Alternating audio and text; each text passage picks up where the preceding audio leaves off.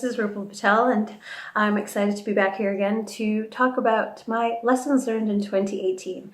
So yesterday I talked about the importance of benchmarking and how it's really useful to measure your performance, not just against your competitors, but also how you are performing against yourself, so that you can constantly be making improvements and tweaks and enhancing both your personal and your professional performance.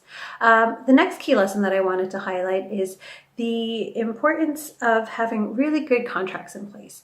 Now, again, whether you're investing in property or you've got a tech business or a retail business or whatever your business or industry, this applies as well. I cannot tell you the number of times people have come up to me and asked me, oh, well, can I borrow your contract for this? Or can I see the contract you've used for that agreement or this agreement? And it just makes me think, well, actually, if you're not taking the time to dot your I's and cross your T's by coming up with a contract that's specific to your situation, then maybe you're going to put yourself in some risk that you don't anticipate you're going to be in, but you definitely do not want to be sort of penny pinching when it comes to things like legal contracts.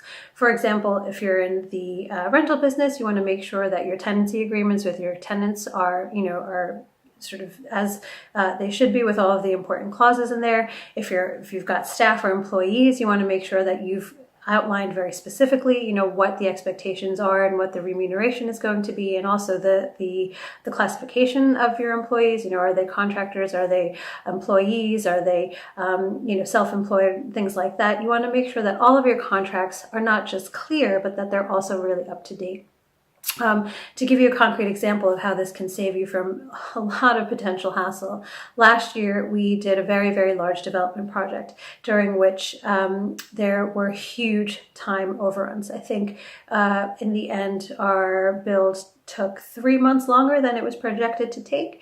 Now, when we sat down, the year prior with our contractor and, hashed out the contract that was going to govern the relationship of how the build was going to go, how we handled unforeseen events, contingencies, cost overruns, that kind of thing.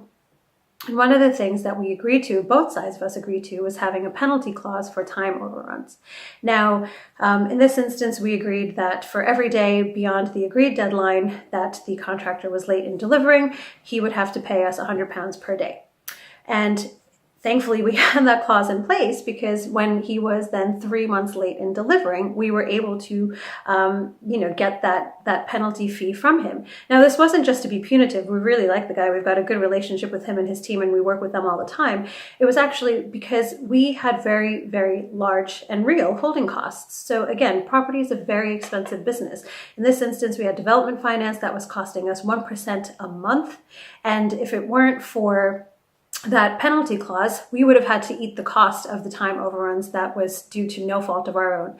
So I cannot stress enough the importance of having the right contracts. Again, this is true in property, but it's true in every business, whether it's governing employee relationships or expectations of a job role, or if it's about your relationship with tenants or whoever, JV partners. There's always so much that comes up that people forget to think about, and don't think a contract is important to have in place. So you don't want to do, you don't want it to be overkill, but you want to make sure you're protected, the other party is protected, and that all of your interests are there in the agreement that you both signed. So if nothing else, please speak to a solicitor about your very specific requirements, and make sure you're coming up with a contract that works in that instance, so that way it is going to be helpful in guiding what the expectations are from both sides.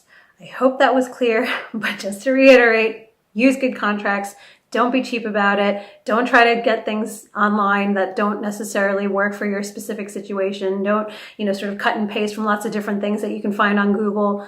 Spend a few £100 or a few $100, wherever you are, on getting good professional advice, and make sure you save yourself from potentially large and expensive hassle in the future. So that's it for today. I look forward to coming back to you tomorrow with tip number 3. Have a good evening or a good day. Bye.